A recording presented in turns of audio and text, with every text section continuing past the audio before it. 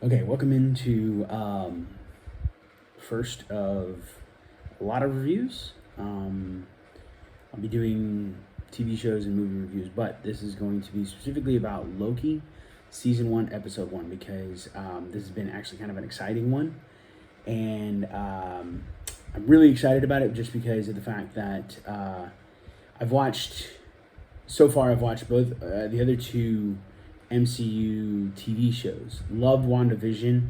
Did not like Captain America: Winter Soldier and Winter Soldier, Winter Soldier and the Falcon, or Falcon and the Winter Soldier. Yeah, just not a big fan of that one. But this one, Loki, especially the first episode, was definitely well worth the wait. Um, so let's get into it. So first, I'm going to start out with the breakdown, just basically what happened. So quick forewarning: there will be spoilers in this. So if you haven't watched it, don't listen or don't watch if you happen to be watching this on YouTube. So this story starts basically when Loki takes the Tesseract from Avengers Endgame, and we get to start with this Loki's story. He ends up getting teleported to or transported to Mongolia, and we see these people come through what we later come to find out are called time doors.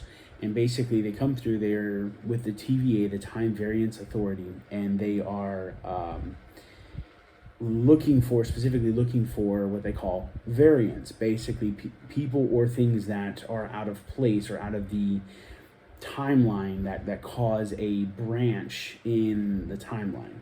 And we get to meet Mobius, who is an agent. Well, basically, Loki is found guilty of the crime of violating what they call the sacred timeline, which is basically the timeline that the timekeepers, people that we don't see or know about to begin with, from the TV show. If you've read the comics, great. I've never read the comics, never anything. I'm much more into the movies, much more into the TV shows, and so I haven't really done any like Marvel comic reading. So if you're a comic book fan and a Marvel comics fan, I'm sorry if you're like, dude, you should know who the timekeepers are. I don't. I'm sorry. Anyway, so if you're along with me and you haven't actually seen any or like haven't read any of the comics, then you'll agree with me. We don't know exactly who the timekeepers are as of yet. And so, but apparently according to the story, there were multiple different timelines, and they were battling to be the best timeline. And then the Time Lords, or the Timekeepers, kind of blended them all into one timeline. That way, there wasn't this issue of multiple fractions in the time. And so basically, they start the TVA with the Time Variance Authority. And Loki is basically the one who is what they call a variant, who changes a timeline. And so they capture him, stand him in trial, and he is found guilty. But then Agent Mobius, played by Owen Wilson, comes in, and basically he is in charge of trying to capture dangerous variants. And there is one dangerous variant who is killing other workers of the TVA, basically the time police, or the TVA police, the people who go and hunt for these branch offs in time. And so basically this dangerous variant, is who Agent Mobius is looking for. And what we find out is basically, at least at the beginning, we kind of, there's kind of the show goes to France in the 1500s, and we kind of get this idea that potentially the dangerous variant is another Loki, potentially a different Loki, just from the different imagery and the modus operandi, the MO of how the what we know as hunters, the TVA police, how they're killed. Anyway, so basically Mobius is or we learned about the sacred timeline in this episode. We learned about the timekeepers, and the other thing is Loki ends up seeing actually the path that he is actually supposed to go on, the path that he was on, the different, like, his past, things that have happened in the past, in his actual past. But then he gets to see, because this is the Loki that was basically at the end of the first Avengers, how he is, or how he was at that moment. But then he sees what happens in later stories and later movies, all the way up until Avengers Infinity War, where, spoiler alert, he dies. And so he ends up seeing that happen. And with that being the case, he realizes that he can't go back. He basically, there's no way that he can go back into that timeline. And so he's currently out of the timeline. And basically, Mobius comes up to him, and towards the end of the episode is like, look, here's the thing. We need your help to track this dangerous variant, because this dangerous variant is you, just another version of you. And so it's this really interesting, like, kind of, it kind of was blatantly obvious there when they went to France at the beginning of the episode that it was going to be Loki, but it was kind of fun to actually call that out and then be able to actually see that come into play. And so I was like, yes, awesome, this is great. So, cool things that I enjoyed in the episode that I thought are worth mentioning.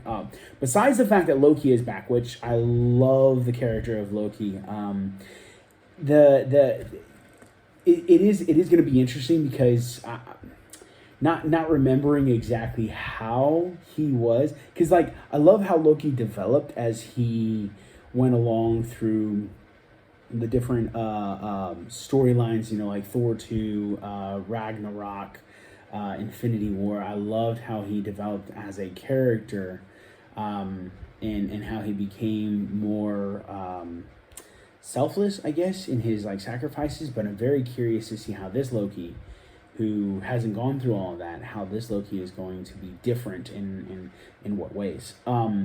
I enjoyed the time twister. Basically, there's a device that they strap around variants' necks that they then rewind, or can rewind, or like fast forward and like get the variant to teleport, or whoever has it around their neck can be teleported back in time. And there's definitely some moments in this episode where that time twister gets to, like, people get to play with it, and it's really a funny moment, like just different moments whenever that's used. It's hilarious. I love Miss Minutes. Miss Minutes was is voiced by Tara Strong. She's a pretty profound voice actor. But I really enjoyed just kind of her personality and just kind of the southernness of Miss Minutes. It just kind of made you feel like it was like a southern lady who's like telling you about, Miss Minutes is basically responsible for telling you about why there is the sacred timeline and why the timekeepers were important and why the TVA is important. And so I really enjoyed that. Then there are these things called reset charges. Basically, whenever there's a deviation, what they call a nexus from the timeline. So basically, it's a change in the time or change in something. Whenever that happens, the TVA police basically go in and they figure out what is or who is the variant, who's the change, who caused the change, and then they will put a reset charge, which basically, I guess the reset charge is supposed to help get rid of the timeline or get rid of that branching timeline and get it back to the regular or the sacred timeline. And so that's a really interesting thing. We find out Loki has a family name, has a last name, and it's Laufeyson, which is really awesome. Just blew me away. Like, that was just like, oh, Loki actually has a name, a last name. Wow. Okay. So Loki Laufeyson. I'm not sure if I think I'm pronouncing that right, but it was really fascinating to see that and to hear that. It's like, wait. Loki? Like, it's kind of like whenever, like, you find out that, oh yeah, Beyonce does have a last name. You're like, oh, Prince actually has a real name. It's like when you're finding out those things. So it's kind of like, that's kind of how I feel like with Loki, because I guess like Thor is Odinson. Just obviously like how names were created back in the day. It's just you're the son of Odin, so you're Thor Odinson. And so Loki, I guess, the son of Laufey? I don't know. Laufa? I don't know. I don't know exactly what it is. Laufeyson. No idea what it means. I'm sure somebody knows, but whatever. Anyway, another really cool thing is that there are a ton of Infinity Stones at the TVA because, lo and behold, magic doesn't work, and basically Infinity Stones are magic. And so in the TVA, they don't work at all.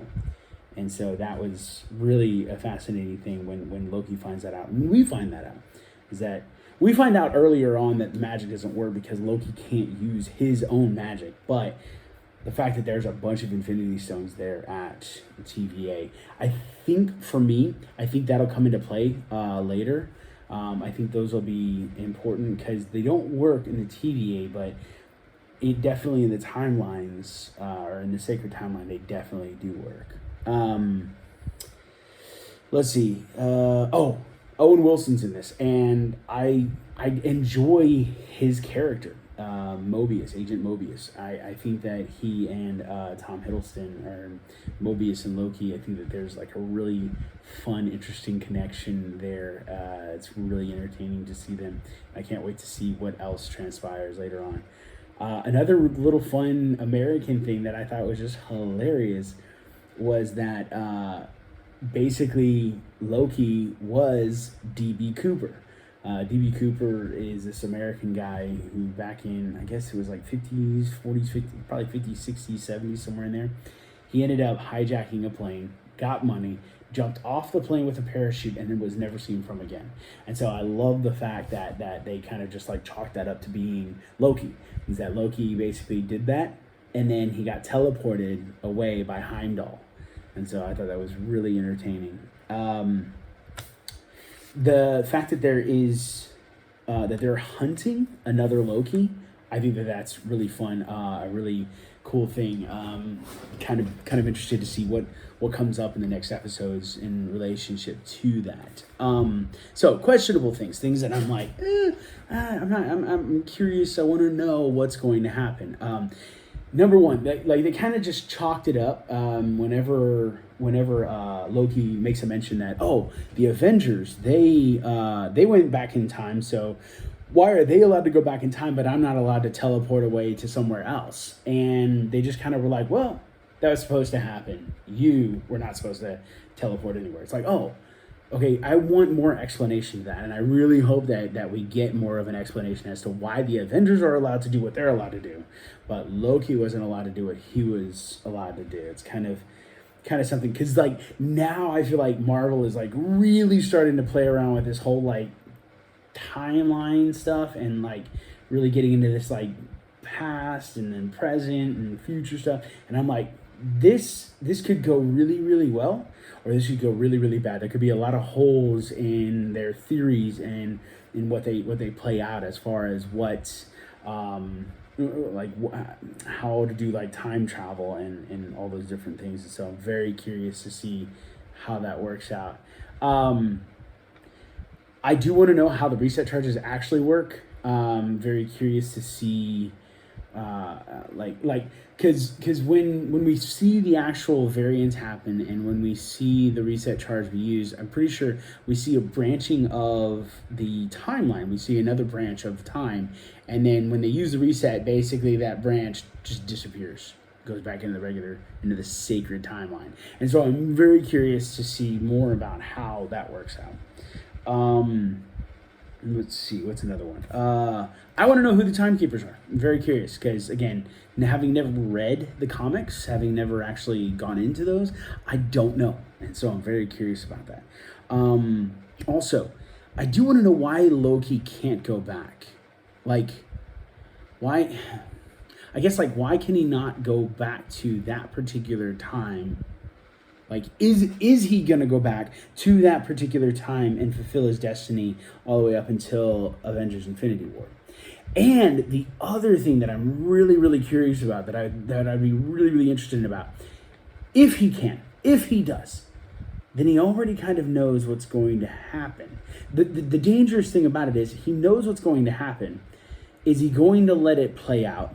Or is Loki going to play mischief, as he generally does, and change things? Because this was before Thor 2, where his mom dies, and this was before Ragnarok, where Odin dies. And so is there something that and it's also before Ragnarok, when Loki actually pretends to be Odin for a time.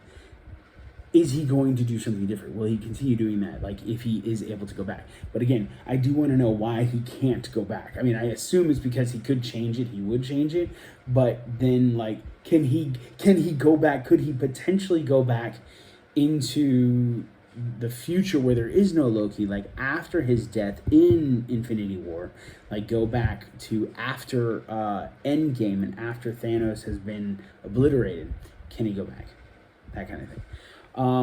But even at that moment, like, the challenging thing is, what's really interesting is, at this moment, like, I think he still wants to work for Thanos. I mean, well, then again, no, he wouldn't, because he sees Thanos snap his neck. So, I mean, you see somebody kill you, you're probably less likely to be interested in working for them or helping them out. That kind of just, I mean, that kind of, like, ruins the whole charisma that you've got, the whole relationship you've got. Yeah, okay, I'm going to go work for this guy. Snap the neck. Never mind. Don't want to work for him anymore. So, yeah. Guesses about next episode. I don't really have any.